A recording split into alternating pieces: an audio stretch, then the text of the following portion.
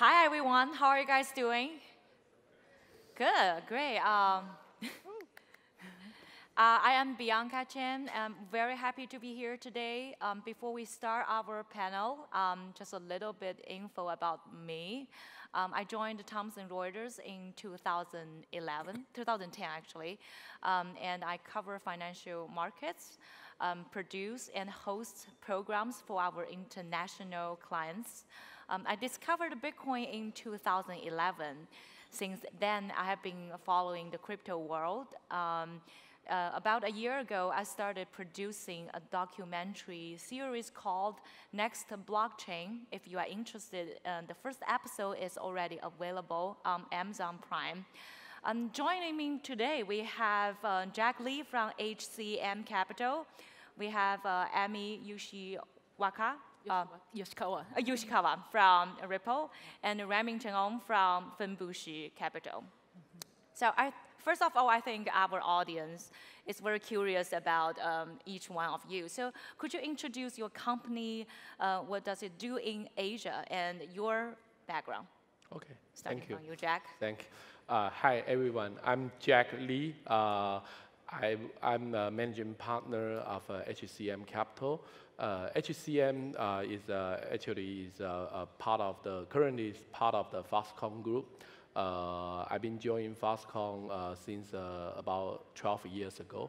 So before Foxconn, I've been working in banking, investment banking, commercial banking for about 10 years. Also with U.S. bank like J.P. Morgan and Citi, etc. Yeah. So for myself, I have a financial industry background and also technology industry background. A few years ago, when we found out the blockchain technology is really can possibly be a game changer for the not only the financial world but also the business world. And then we got more and more enthusiastic in putting investment into the blockchain. That's about the time in late 2015. Indeed, it's quite early. We started making investment through our HCM Capital into, for example, our first investment is in early 2016, 2.5 years ago, into Digital Currency Group. I think everyone knows DCG, Digital Currency Group, is the parent company of CoinDesk.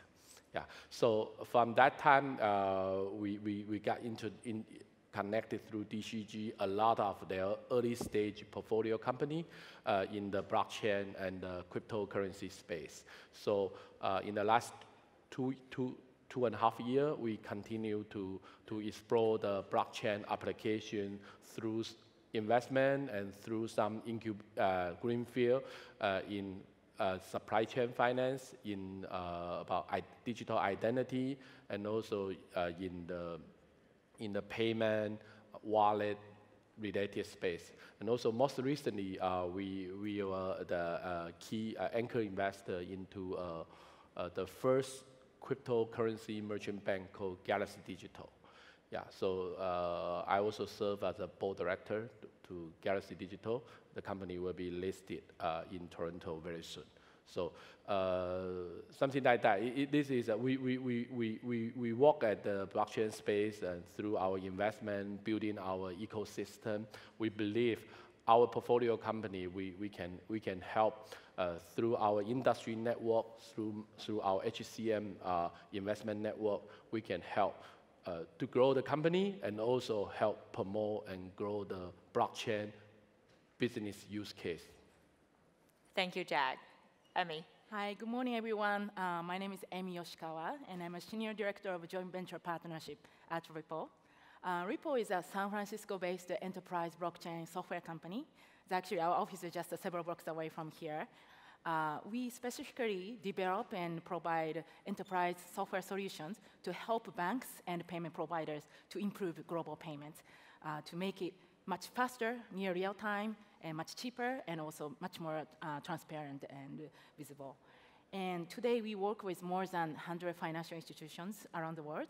And Ripple was actually established back in 2012, and we're really one of the oldest players in this field. And really, we are one of the oldest blockchain companies who decided to apply blockchain technology to the enterprise use case. Several years ago, right now, the enterprise adoption of the blockchain is such a kind of buzz area, but several years ago, it wasn't the case. Most of the blockchain companies back then was more focused on the consumer use case, but we were kind of outlier back then. But because we have so much lead time, we were able to kind of afford many iterations. We did a lot of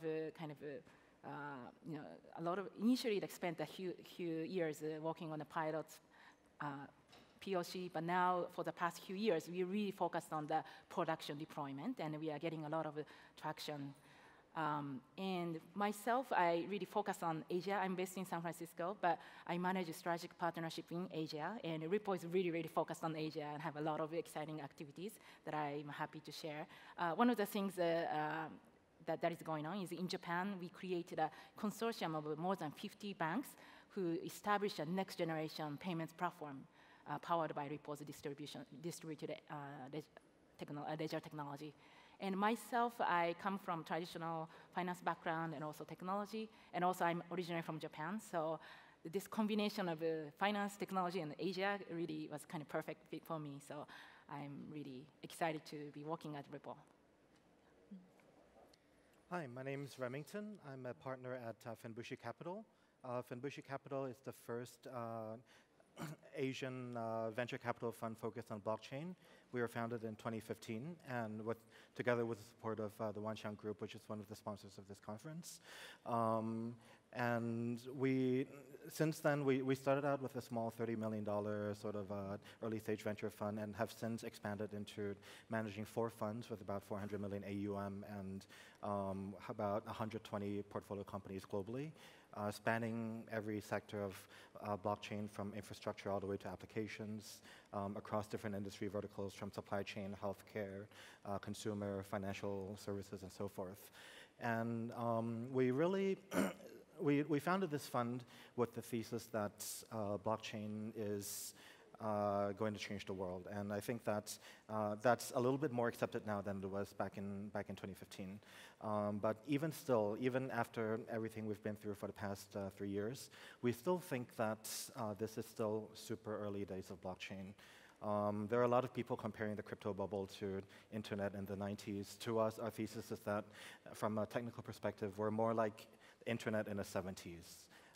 The technology has been around for about 10 years. This is very low-level kind of infrastructure technology. We're not even close to sort of getting to the real kind of disruptive killer app yet.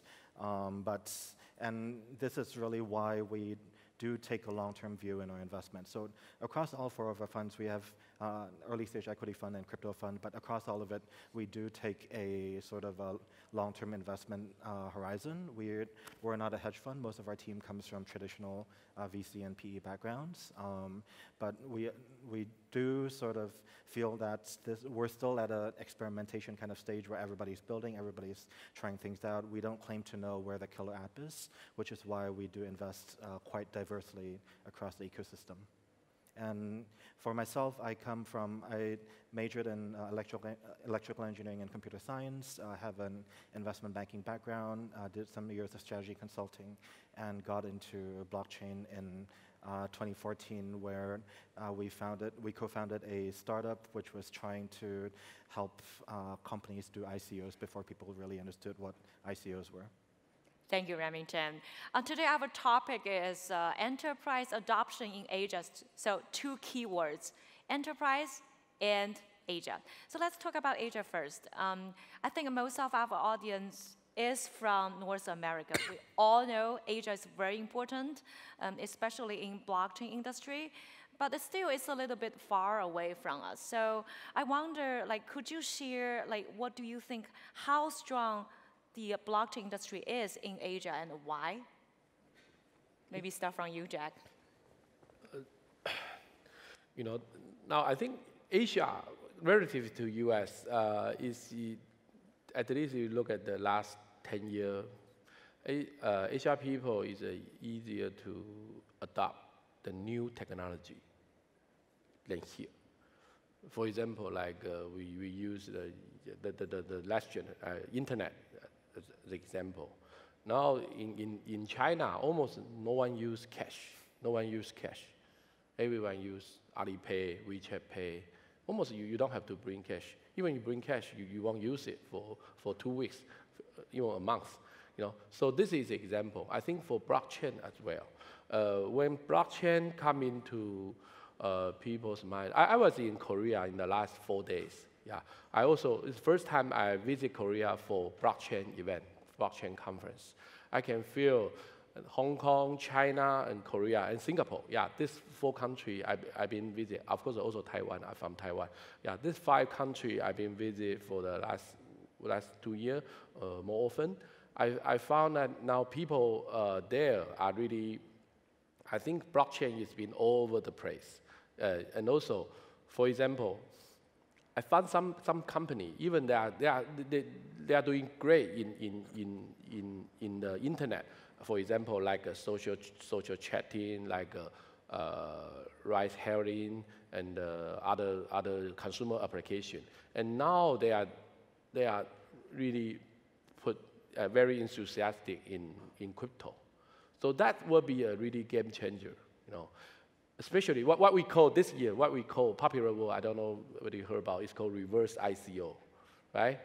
If this kind of reverse ICO come out more and more, and then the crypto adoption, because that's not from zero, that's not from a few entrepreneurs or start a company, that's from they are going to adopt the existing user case on those chatting, those social chatting, those ride hailing, that kind of thing. Maybe that's the 50 million or even 100 million, and then to issue their own token, then that's the big thing. So we see this trend coming this year. This is indeed what I expected for.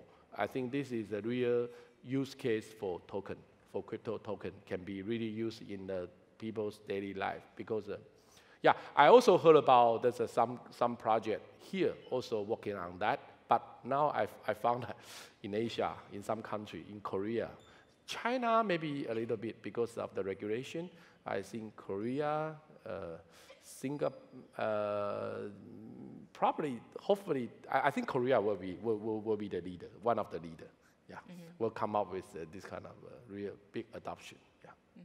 Yeah, Korea is really a Yes. big country there. We were just talking in the backstage, like over, I think 30% of Korean people traded crypto already. So the adoption rate is pretty high. Thank you, Jack. Thank you. Emi, what's your observation? So I think Asia has a huge potential for blockchain, particularly in the enterprise context, because of 2 reasons. One is that there is a technology and a market fit. So I focus particularly on the cross-border payment side because that's what Ripple is focused on. So blockchain is particularly viable and very effective for low-value, high-volume payments use case. Because today's existing payments infrastructure based on SWIFT was built like 40 or 50 years ago. And back then, the cross-border payments was more for big corporation, like a GM of the world or GE of the world. There was no kind of like individuals didn't really make cross-border payments back then. So the infrastructure was just more meant for like a high-volume use case, a high-value use case. But now, particularly in the past several years, we are seeing more and more low-value, high-volume use cases. For example, remittance, and also cross-border e-commerce payments, overseas student payments, and so on. And Asia is really the center for remittance in the world. For example, China, India, and Philippines, those are the top 3 countries for remittance. There are a lot of Asian migrant workers working in other parts of Asia, the world, and they needed to send money back home frequently. But each payment might be much smaller amount, but then they want to send it more frequently. So current infrastructure cannot just meet this changing demand. So that's where kind of blockchain comes in, and we can better address this changing needs. So I think there is a kind of fit for technology in the market. The other thing is that because existing payments infrastructure, which is basically based on the correspondent banking network that was built decades ago, it's largely dominated by large Western banks and financial institutions. So Asian banks actually have been kind of ripped off, and there was no great opportunity to make money in the existing infrastructure. So they actually see blockchain as a way to kind of leapfrog innovation and can get ahead of the competition. So for example, we are working with some of the very innovative Asian banks, such as Siam Commercial Bank in Thailand. They actually see this as a huge opportunity to become a world leader in cross-border payments. So they can use a blockchain to really build their own payments network without relying on the Western giants. So I think those are the kind of two primary kind of backgrounds going on. Very interesting. Yeah, financial industry really is the first industry adopting blockchain technology. Remington, what's your observation? Sure. So, well, I'm based in Shanghai, China, so I'm going to look at sort of Chinese enterprises from kind of three broad groups. First is financial institutions, which Emi was talking about. Second is kind of insurance, and third is tech companies. So first on the banks and financial institutions, Chinese banks have actually been sort of one of the earliest banks in the world to really sort of explore Bitcoin and cryptocurrency and blockchain. A lot of them, I mean, ICBC and Bank of China started filing patents all the way back in 2013. But I think that's because of the nature of China's financial system, first of all, that it's so huge, and second, that most of it is state-controlled. Sort of the Chinese banks have done a lot of pilots and a lot of POCs around sort of enterprise use cases for trade finance or for invoice financing and so forth. But it's going to take a bit of a time to actually sort of implement it across a production level scale, simply because they need to account for such huge scale of transactions in China. So, I mean, the government's been very, very supportive. Like, a few months ago, even President Xi has sort of emphasized that blockchain is one of the key areas of technology that China will focus on.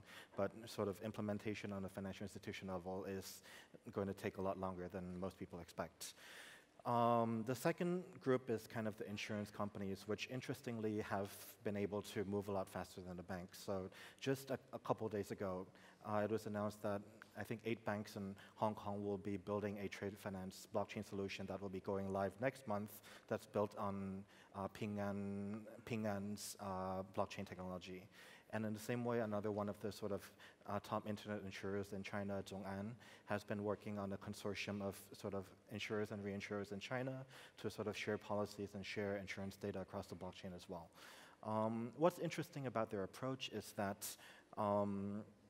they've chosen to, well, first of all, these companies, they're more privately owned than state-owned, so they do have a little bit more flexibility than banks. But second is that they've actually positioned themselves as a tech provider. So Ping An, for example, is developing technology for banks in Hong Kong rather than using it themselves. So they're kind of using this opportunity to reinvent themselves as sort of fintech companies rather than traditional insurance companies, which I think is kind of the direction that some of these private financial institutions are going towards. And I mentioned that specifically because the third group I want to contrast with is the large internet companies, the Baidu, Alibaba, Tencent, which in China we call BAT.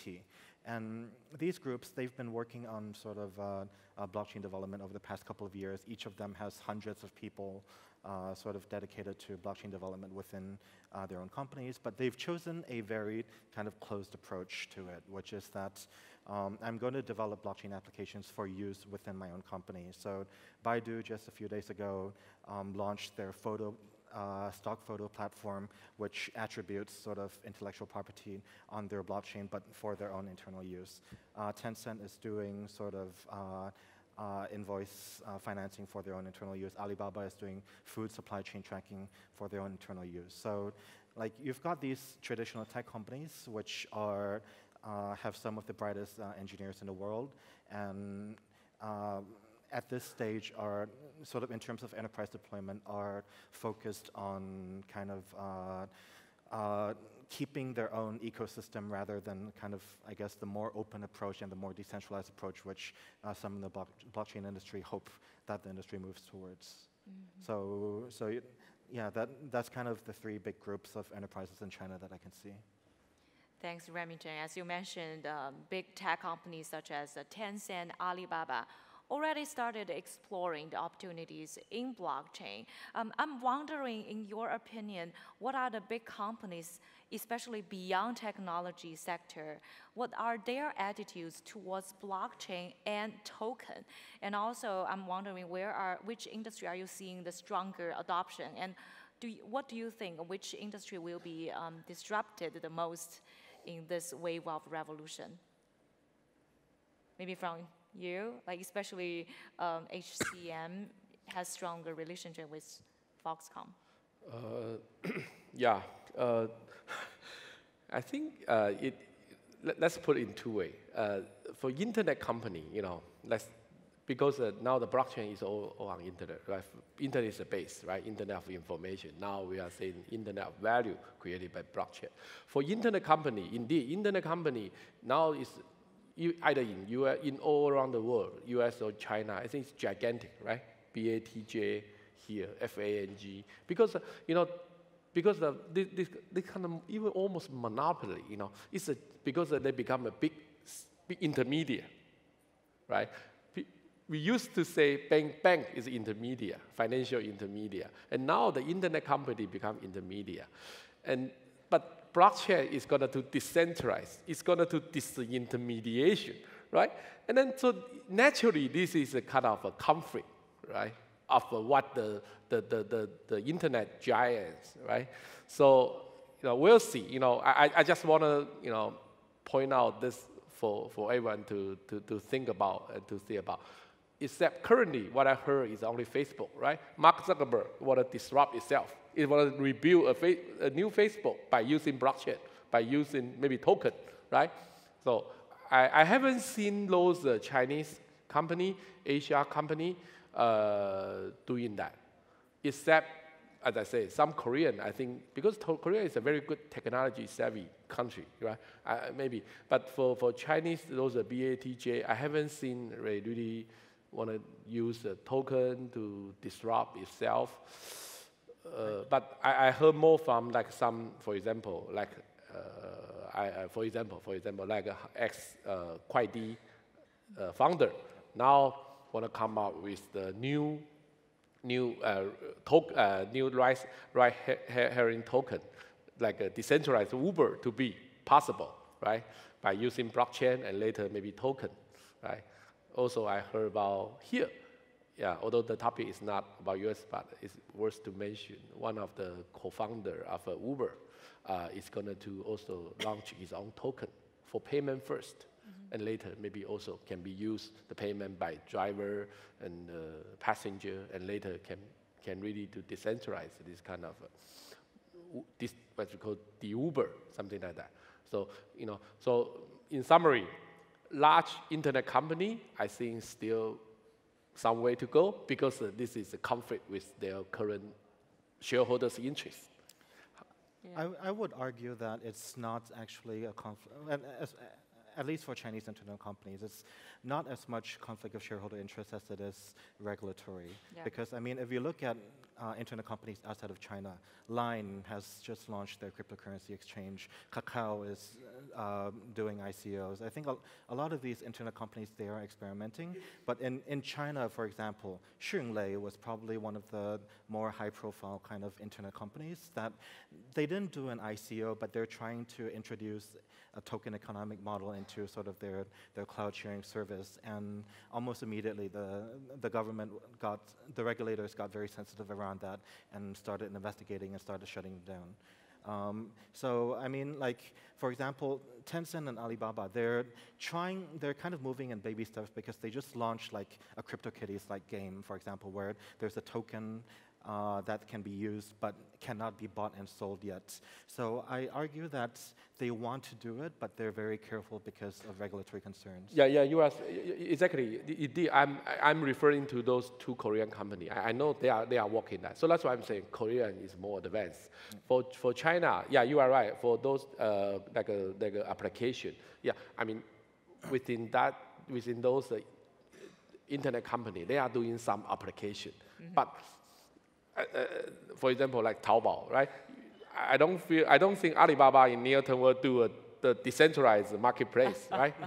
But yeah, for Tencent, those cases, I think, yeah, that works. But also the regulation concern, maybe they don't call it cryptocurrency, they don't call it crypto token, but they call it whatever, right? Just like the Q token, right? For a while, right? It's been approved to certain level by Chinese government as well. Yeah, still a long way to go. That's the takeaway. Yes. I mean, how about the financial industry?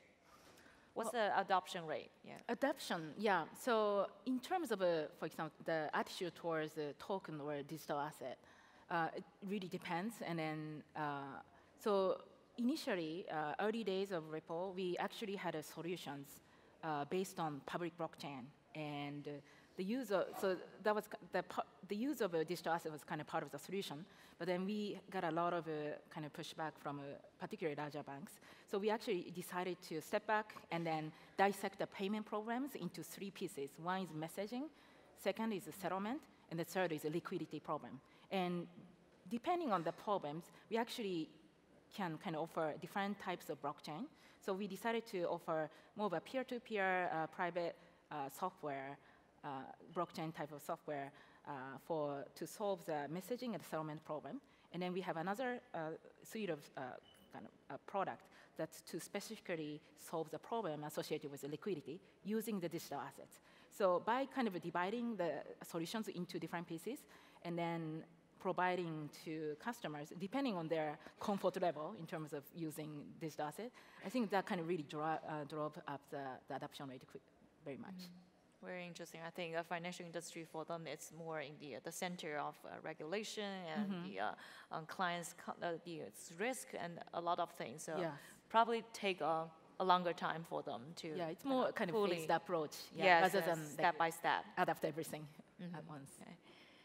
Remington, what do you think? Especially we already discussed about the technology, especially internet giants companies. What do you think about the other industry? What's the attitude? I mean, I think that we're at a stage now where awareness of blockchain is actually quite broad across industries, but the ease of implementation will have an inverse effect on, there's an inverse relationship between how disruptive it can be to that industry versus the ease of implementation.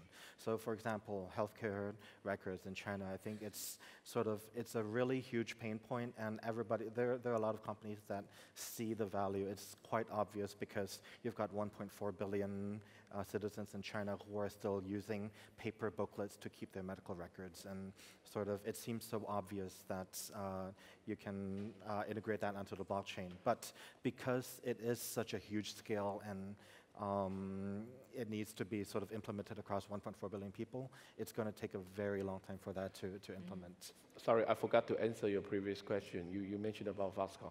Yeah, at the HCM, you already been the investment arm of the group. We have been investing in blockchain space for quite a while. So for the group level, the business unit, indeed, people have been kind of a welcome for blockchain solution to study the blockchain possible use case. So we really welcome our group. Welcome for good company, good startup to work with them to figure out how to use blockchain or even token to do the new business. Yeah.